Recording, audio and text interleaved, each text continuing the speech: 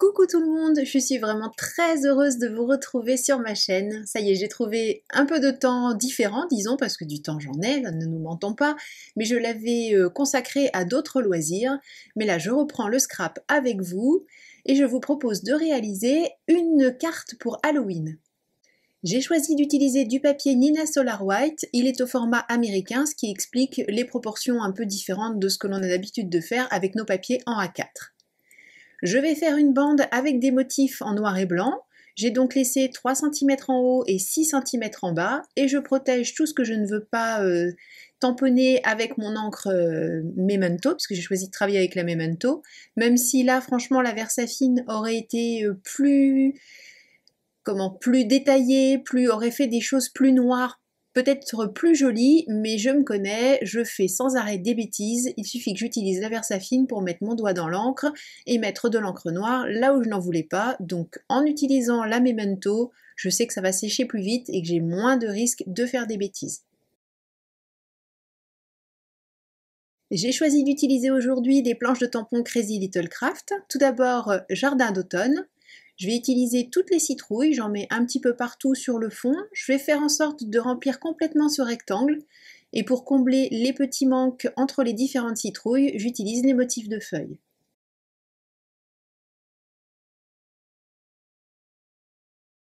Comme il s'agit d'une réalisation pour Halloween, mes citrouilles, je vais leur mettre des têtes de citrouilles issues de la planche du même nom, toujours de chez Crazy Little Craft.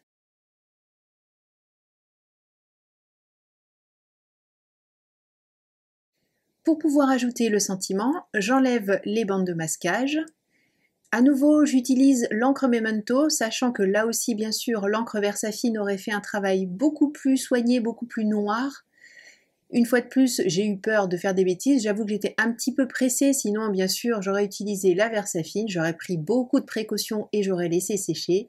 Mais je me suis dit que si je laissais encore passer du temps, je risquais de faire une semaine de plus sans vidéo et franchement vous me manquez beaucoup, donc je suis heureuse de vous retrouver, d'où un petit peu la précipitation, la preuve, hein, puisque je n'arrive même plus à dire les syllabes dans le bon sens. Mais bon, voilà, donc sachez que la Versafine aurait fait un plus joli travail, mais que je vais combler un petit peu le manque de noirceur et le manque de précision avec le stylo gel noir que je vais passer à la fin. Je ne l'ai pas filmé, mais vous verrez quand même que tout ce qui est noir est beaucoup plus soutenu parce que j'ai utilisé le stylo gel. Pour la mise en couleur, je suis venue avec mes copains les Copics. Alors il y a très longtemps que j'ai vraiment scrappé, depuis la dernière fois que j'ai scrappé avec vous en fait. Donc j'avoue que d'une certaine manière on perd un petit peu d'aisance. Donc cette carte,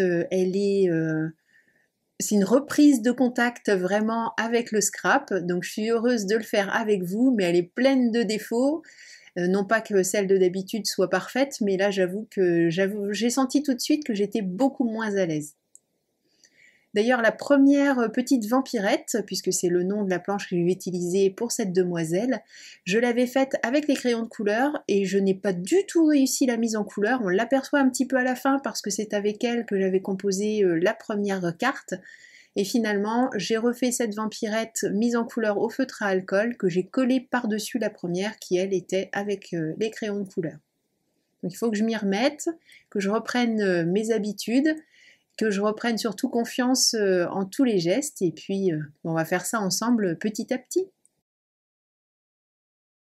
Alors traditionnellement, le stylo gel noir, je l'utilise aussi pour les yeux de mes personnages parce que je trouve que ça apporte beaucoup de brillance et ça leur donne beaucoup de caractère. Ça fait bien ressortir les yeux et ça finit vraiment la mise en couleur. Je passe au découpage et une fois que le découpage est terminé, je n'oublie pas de passer mon petit trait de feutre noir en mettant la pointe vers l'arrière.